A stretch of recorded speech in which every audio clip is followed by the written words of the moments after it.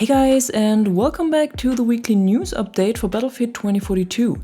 This time we have a new Easter egg to talk about, and besides this, a whole lot of nothing. Cause this is the first time since the start of the live service for this game in early December 2021 that there are no weekly missions, no rewards, and no event. The Archangel event has ended today, and we have no news about Season 7 or when it will start, and no new event or anything else that will keep us busy in between. And I'm honestly a bit disappointed because I had expected another return of an old mid-season event, maybe the one we had in Season 6 with the Geists, but I definitely didn't expect to see nothing. However, we got at least a new narrative Easter egg hunt that just started on the weekend, and as usual, this is supposed to tease the upcoming season. It's not solved yet, so don't expect a step-by-step guide here, but I'll give you an overview of what we already know. So the hunt starts in the Codex section of the game, where there was a new entry added called Codename Valkyrie, and this entry includes an article named Encrypted Comms that shows an encrypted message consisting of a lot of numbers. But thanks to the hard work of the Battlefield Easter egg community, this article was already decrypted, and it says, "My name is Valkyrie, we've met before and we'll meet again soon." We don't know exactly who Valkyrie is at the moment, and there are a lot of theories and speculations about this, but I'm sure we'll find out once the Easter egg hunt continues. In addition to the encrypted codex entry, we also got new audio messages that are playing from radios on Exposure and Redacted. The radio on Redacted can be found on Objective B up in the house, and the one on Exposure is close to Objective B2 in the data center when you're leaving it towards the landslide area on one of the rocks at the entrance. You don't have to look for them right now, as I don't think they are part of any unlocks, but if you want to, you can go hunt them and listen to the recordings. Maybe there are more radios we haven't found yet with more messages that will bring some light to this. Or maybe we just have to wait for more clues to drop during the next days as we get closer to the start of Season 7, whenever this will be. There is still absolute radio silence about this from the official Battlefield channels, and besides the short teaser we got almost 2 weeks ago, we haven't seen any new information yet.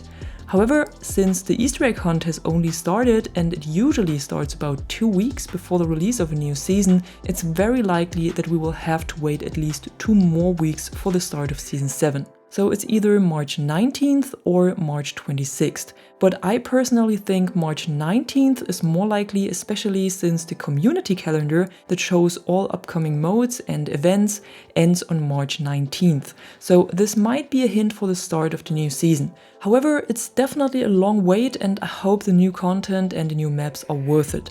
As usual, I'll keep you updated on everything, so be sure to keep an eye on the channel for all things Battlefield. In addition, I gotta pick up the topic from last week's video again, where I was talking about Marcus Lehto leaving EA and what this might mean for Ridgeline Games, the studio who was working on the single-player campaign of the next Battlefield. And during the last week we got official info about this, and it seems like Ridgeline Games was indeed shut down. On Tuesday, Marcus Lehto wrote on X that he left EA on his own accord, but that it was a very tough decision to make. And he also wrote that he will be taking some time away from the games to see what, if anything, he wants to do next.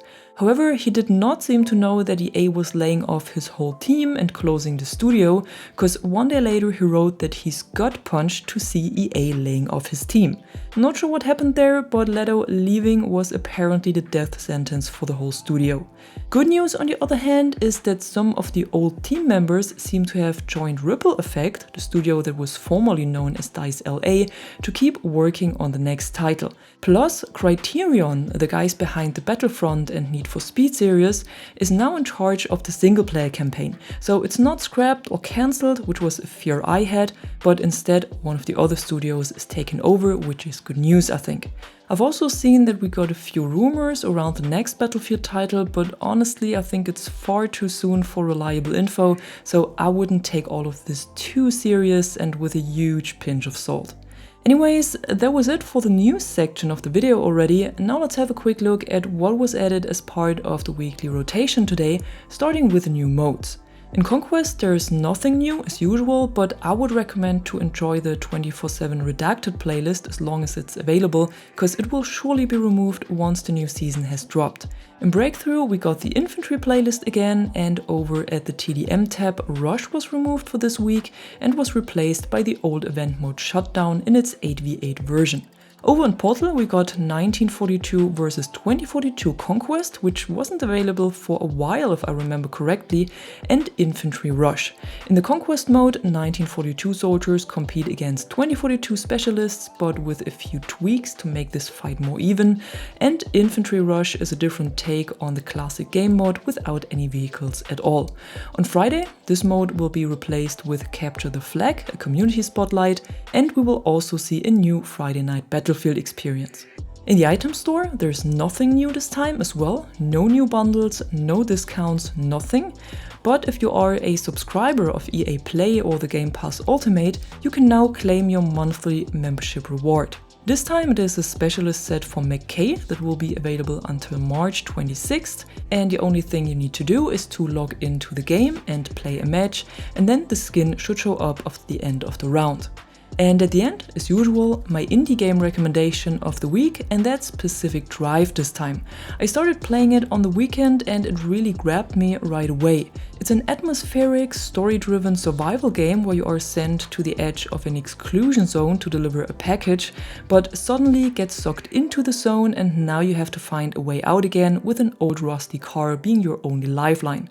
Supernatural dangers and anomalies are trying to give you a hard time, but the few survivors inside of the zone are always trying to help you and give you guidance via radio or with the tools they have built. Your task is to scavenge resources, build up old transmitters and other structures, and load up the old station wagon to get away as fast as possible when the anomaly is getting too close for comfort. It's a wonderful game to unwind and relax, but also has a good depth when it comes to the crafting and survival aspects, and I can highly recommend to check it out. Pacific Drive is available for PC on Steam and the Epic Games Store and on PS5, and has a playtime of around 14 hours for the story. If you want to check it out, you can find the link to it in the description below. And that was it for today. Not too many news for Battlefield 2042 at the moment, but I'm sure this will get more once the official details for Season 7 are coming in. However, if you enjoyed this video, don't forget to drop a like or a comment below and subscribe to the channel for more content like this. Until then, thanks for watching and thanks to my members for the additional support. I'm the Catwoman and you are awesome.